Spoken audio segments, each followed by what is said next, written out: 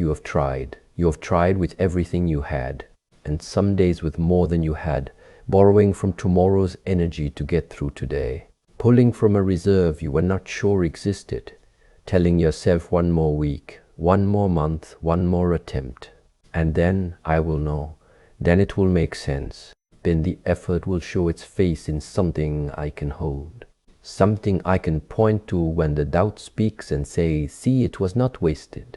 And today is not the day something terrible happened. That would almost be easier. A clear blow, a visible break, something dramatic enough to justify the feeling inside you. Something you could point to and say, that is what brought me here. That is the reason. But this is not that. This is quieter, more ordinary, more relentless. This is the weight of 1,000 small things. 1,000 mornings of waking up and choosing to continue when no one asked you to. 1,000 evenings of lying down with the same questions you woke up with. 1,000 moments of invisible effort stacked on top of each other, like stones in a wall that no one else can see. And somewhere between the effort and the silence, between what you have given and what the world has given back, a gap opened. And that gap has been growing, not because you are doing less, but because what you are doing does not seem to arrive anywhere, and now you sit here. Maybe your hands are still. Maybe your shoulders carry a weight that has nothing to do with what is on them, and somewhere in the center of your chest, not sharp, not dramatic, just heavy in the way only honest exhaustion can be, there is a feeling, not quite sadness and not quite anger, something heavier than both. It is the quiet, bone-deep thought, what if none of this is going anywhere? What if I have been pouring water into sand and the sand will never be full and the water is almost gone? That feeling is real. I will not ask you to push it away. I will not tell you it is wrong or that you should be stronger or that someone else has it worse and you should be grateful. Comparison is not medicine, and gratitude forced on top of genuine pain is not healing. It is silencing. Your exhaustion is not a performance. Your doubt is not a defect. You have earned every ounce of the weight you are carrying right now. And the fact that you are still here, still listening, still turning towards something instead of away from everything, says more about who you are than you are able to see from inside this moment. But I want to tell you something that this feeling does not want you to hear. Something that the exhaustion will try to drown out with its own noise. So listen carefully, not with your tired mind, but with the part of you that is still reaching even now.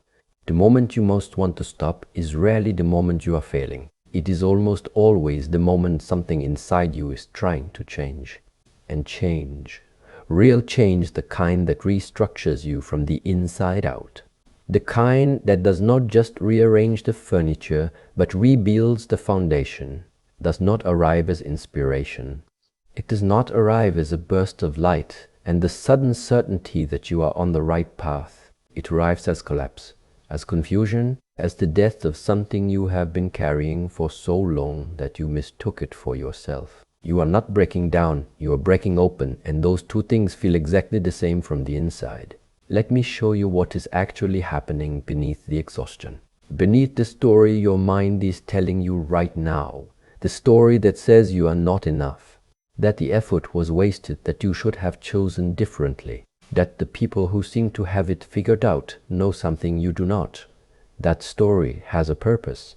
But its purpose is not truth. Its purpose is protection. There is a part of you, old, familiar, deeply practiced, that has survived by keeping things the same, by maintaining the known, by choosing the discomfort you understand over the uncertainty you do not. This part of you built walls when the world was unpredictable. It lowered your expectations when hope felt dangerous. It taught you to want less, to reach less, to stand at the edge of what was possible and say, this is far enough, this is safe. I will not go further because further is where the falling happens.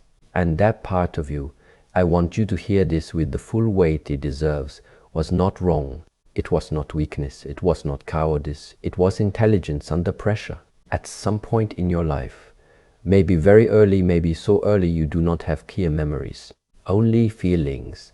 You learn that the world does not always reward the one who tries hardest, that effort and outcome are not always connected by a straight line, that sometimes the ground opens beneath you for no reason at all, and you adapted. You built a version of yourself that could survive that gap, the gap between what you deserved and what you received, the gap between how hard you worked and what came back. You became someone who could function inside that gap without falling apart, and that version has carried you far. It has gotten you through years you do not talk about, and nights you do not revisit, and seasons that would have broken someone who had not built the walls you built. But here is what I need you to see. The version of you that was built for survival is now standing in the doorway of the version that was built for something more. And the doorway is not wide enough for both. The armor that kept you alive in the storm is too heavy for the road ahead.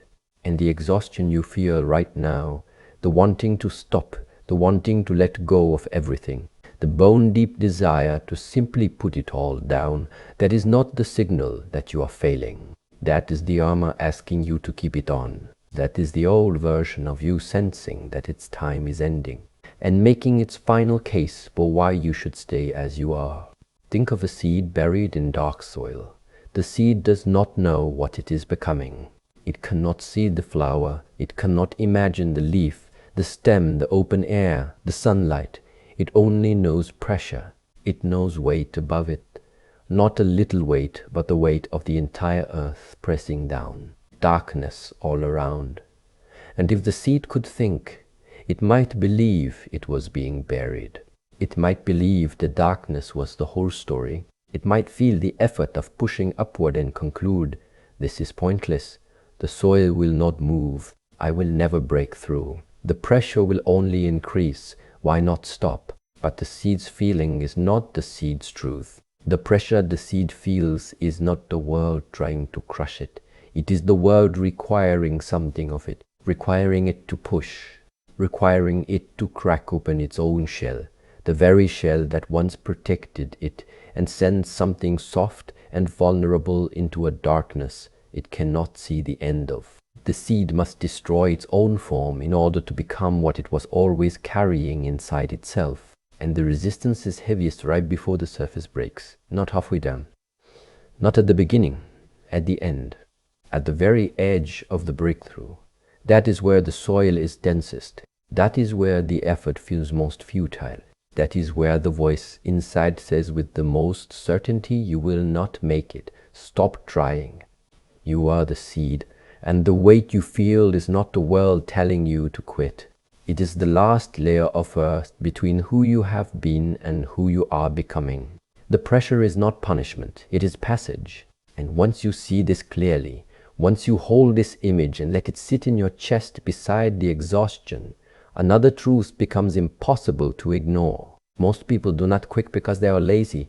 They do not quit because they lack talent or intelligence or desire. They quit because they confuse the discomfort of transformation with the signal of failure. They feel the pain of changing and interpret it as proof that the direction is wrong. They feel the heaviness and conclude, this path is not for me. I was not built for this. The ease I see in others is evidence that they belong here and I do not. But that ease you see in others is not what you think it is. You are watching their surface. You are watching the version of them that arrived after the struggle, or the version that has simply learned to carry the struggle where it does not show. You are comparing your interior, honest, raw, unedited, with their exterior, curated, compressed, and stripped of the 10,000 invisible hours that built it. That comparison is not information, it is a distortion. And building your decisions on distortion will lead you away from everything real. Consider this. When have you ever grown without discomfort? When has any real change in your life, any moment that actually rearranged who you were at a level deeper than habit, arrived without first tearing something away? The relationship that made you stronger had to end the version of you that could not set a boundary. The clarity you carry now about what matters was forged in a season when nothing made sense at all. The skill you are proudest of was built on months, Maybe years of feeling insufficient and foolish and wondering if you would ever not feel that way. Growth does not feel like growth while it is happening. It feels like loss. It feels like confusion. It feels like sitting in a room where the old furniture has been removed and the new furniture has not yet arrived. And the emptiness between is so uncomfortable that you want to drag the old pieces back in just to fill the space, even if the old furniture was broken, even if it no longer served you. At least it was something. At least you knew where to sit. That impulse, the impulse to return to what is familiar even when it was not good for you, is the strongest force you will ever face in your own life. Stronger than any external obstacle, stronger than any critic or doubter, because it comes from inside. It speaks in your own voice. It uses your own memories. It says, remember last time? Remember what happened when you tried. Remember the feeling. Why would you choose that again? And the voice is convincing, because it is not lying about the past. The past was real. The pain was real. But the voice is lying about what the past means for the future. It is taking a map of where you have been and presenting it as a map of where you can go. And those are not the same map. They have never been the same map. Where you have been is a record. Where you can go is a choice. And no record, however painful, has the authority to make that choice for you, unless you hand it that power. Here is the distinction most people miss, and it cost them years. There is a difference between quitting because something is wrong and quitting because something is hard. When something is genuinely wrong, when the path itself is misaligned with who you are becoming, when you are building someone else's dream and calling it your own, when every step forward takes you further from the life that feels honest, then stopping is not failure. It is wisdom. It is the river finding its true course after running too long in a channel carved by someone else's hands. To continue in the wrong direction with discipline and determination is not strength. It is stubbornness wearing the mask of courage. And the cost of that stubbornness is not just wasted time. It is a life spent arriving at destinations you never wanted to reach. But when the discomfort is the discomfort of becoming, when the difficulty comes not from the wrongness of the path, but from the demands of the path, then stopping is the most expensive decision you will ever make. Because you are not escaping the difficulty, you are only postponing it. It will meet you again at the next crossroads, and the next, wearing different clothes but carrying the same weight. And each time you turn away, the weight grows, because now it carries not only the original challenge, but the accumulated memory of every time you chose not to stay. Be honest with yourself. Not harsh, honest. The harshness is not necessary. It is just another form of the old pattern, using cruelty instead of compassion to keep you in place. But the honesty is everything. Ask, am I running from the wrong path or from the hard part of the right one? Your body knows. Not your mind will argue both sides until morning. Your body knows when you imagine truly stopping, not resting, not pausing to breathe, but abandoning the thing you have been building. Does your body feel relief? Real relief, the kind that settles deep and makes you breathe easier? Or does it feel like something inside you is being left behind? Something small and unfinished, and still reaching toward the light. If it is the second, you do not want to quit. You want the pain to stop, and those are not the same thing. And once you understand this difference, something else reveals itself.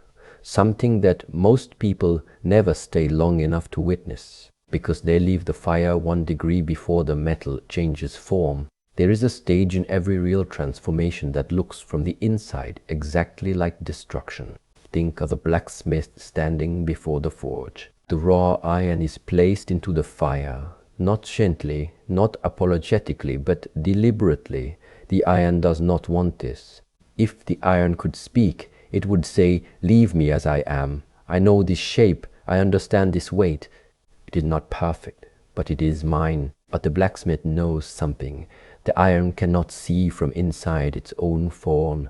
The iron's current shape is not its only possibility. There is something waiting inside it, a blade, a tool, an instrument of purpose. But that possibility cannot emerge while the current shape holds. Something must give, something must soften, something must be willing to become formless before the new form can arrive. And so the iron enters the fire. The heat is real. The discomfort is not metaphorical. The feeling of losing your edges, of becoming soft where you were once hard, of not knowing what you are while the old certainties dissolve. That feeling is as real as anything you have ever experienced. And it is terrifying, because in the middle of the process, you are neither what you were nor what you are becoming. You are in between, undefined, unfinished, vulnerable in a way that nothing in your history has prepared you for. The old skills do not work here. The old defenses do not fit. You are naked in a fire, and the only instruction you have is stay. This is the stage where most people pull out. They feel the formlessness and they panic. They reach for the old shape, any shape, just to feel solid again. And the iron cools, and the familiar form returns. And there is immediate relief, the way there is always relief when you stop doing something difficult.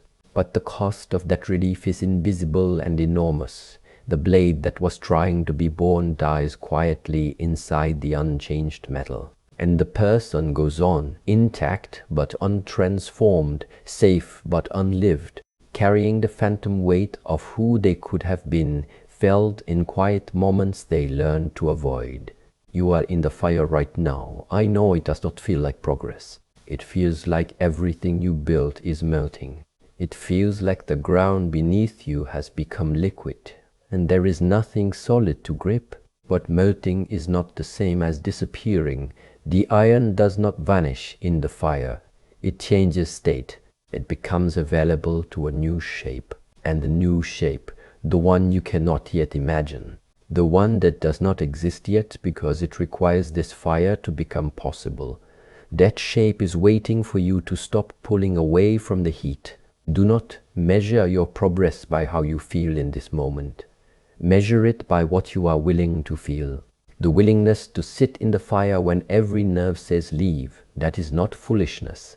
That is the raw material of transformation. That is you choosing to stay one breath longer than the old version of you would have.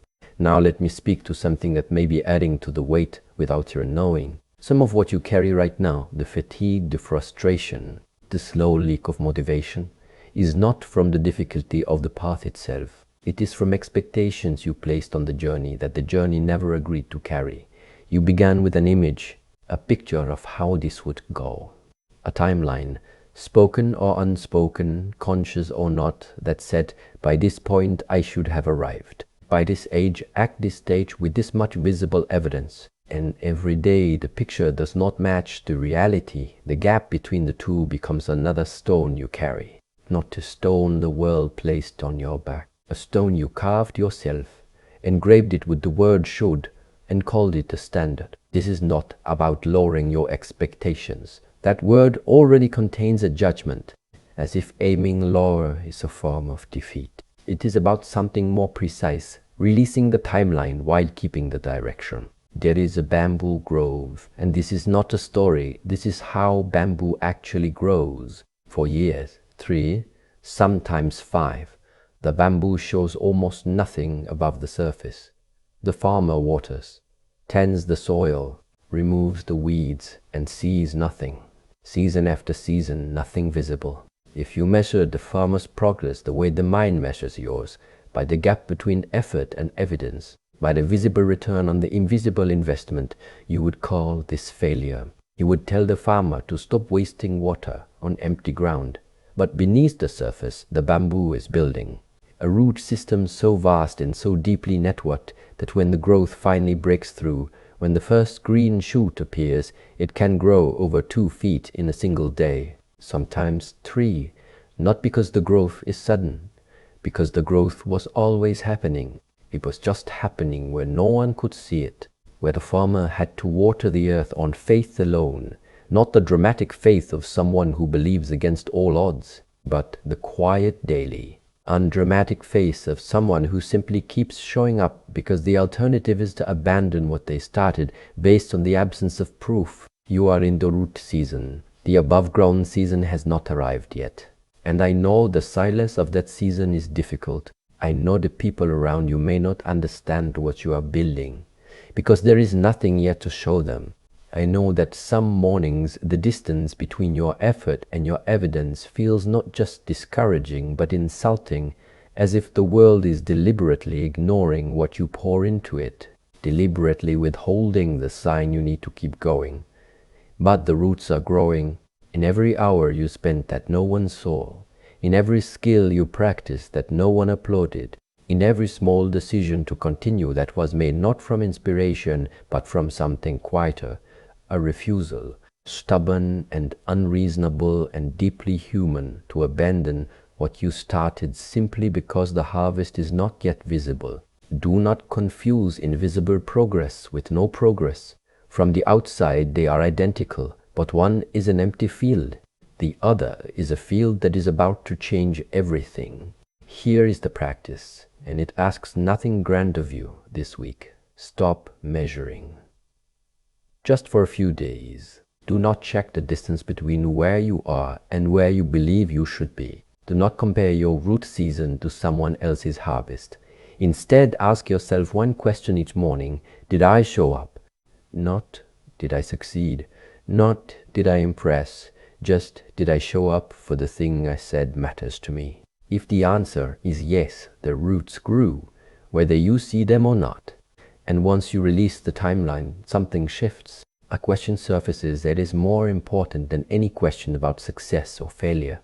Who are you becoming on this road? Because the road is not a means to arrive somewhere. The road is doing something to you. The person you are shaping with every difficult morning, every unglamorous repetition, every moment of doubt you walked through instead of around, that person is the point, not the goal at the end, not the achievement. Not the day someone finally looks at what you built and says yes.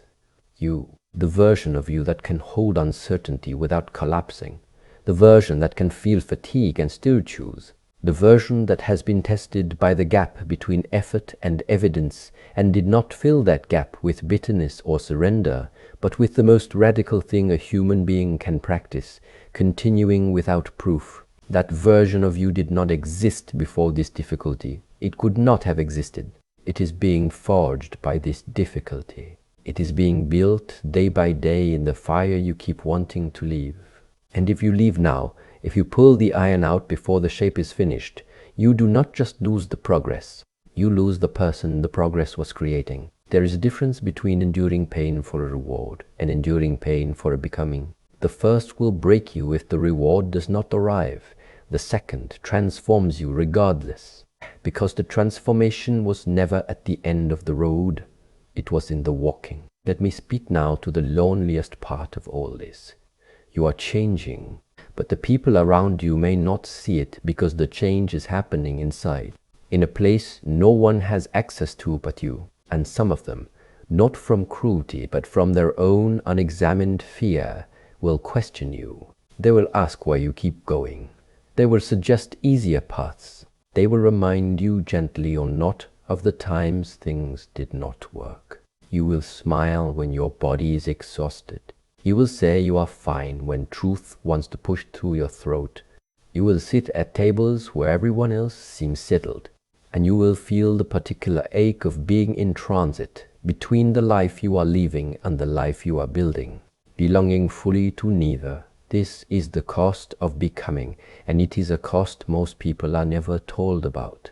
But know this, your daily life, every quiet morning where you choose the work over the comfort, every evening where you sit with the doubt and do not let it make the decision for you, that is your training hall, not a stage, not a competition, the dojo where no one watches and no one scores, and the practice that happens there, the invisible, unglamorous, unrecognized practice of simply not quitting today is worth more than any applause. You do not need anyone to understand your path in order for the path to be real. You do not need permission to continue. The deepest transformations in a human life happen in silence, in hours no one witnesses, in choices no one records, in the small, private act of showing up when every reasonable voice inside you says stop. So let me gather the thread of everything we have walked through. You are not giving up because you are weak. You are standing at the threshold of a transformation that requires the old version of you to step aside, and that old version does not want to go. It will use exhaustion. It will use doubt. It will use the memory of every time you fell and did not land softly.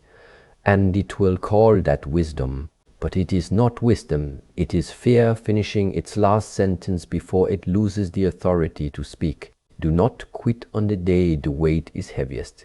That is the one day you cannot trust impulse. Quit on a clear morning. If you must, a morning when your body is rested and your mind is still and the decision comes from clarity rather than collapse. Even that morning with nothing pressing against you, you still feel the path is wrong. Then change direction with your full respect. That is not defeat. That is a river finding its true course.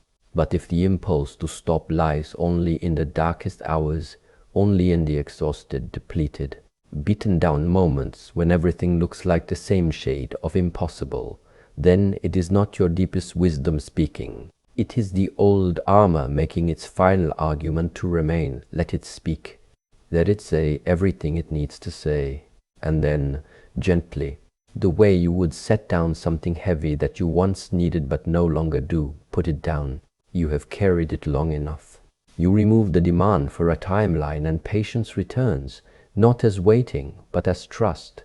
You remove the comparison to others, and your own path becomes visible for the first time. You remove the belief that pain means failure, and you discover that pain has been the doorway standing open all along, not to punish you, but to let you through. You remove the need for the world to confirm your progress, and you begin to feel it in the only place it has ever lived, inside you, in the quiet change of how you carry yourself through a difficult morning. And slowly, the way dawn comes, not as a switch, but as a turning so gradual you cannot point to the moment the dark became light, you change. Not into someone who no longer struggles, not into someone who floats above difficulty with empty hands and a borrowed smile, but into someone who can sit inside the fire and say, I am still here, I have not left, and I do not need to see what I am becoming in order to trust that I am becoming it. The bamboo does not watch itself grow. The iron does not choose its shape while it is still in the flame. The seed does not see the sun before it breaks the surface. And you do not need to see the end of this road to take the next step, just the next step. That is all that is asked of you today, not the whole journey, not the proof, not the finished version of yourself that you have been waiting to become before you allow yourself to believe you are enough, just the willingness to place one foot in front of the other, in the direction you chose before the tiredness arrive. Let that be enough for tonight. Let your persistence be quiet, not because it is small, because the deepest roots make no sound as they grow. Let no one see the work. Let no one measure the cost. Let your life become the evidence.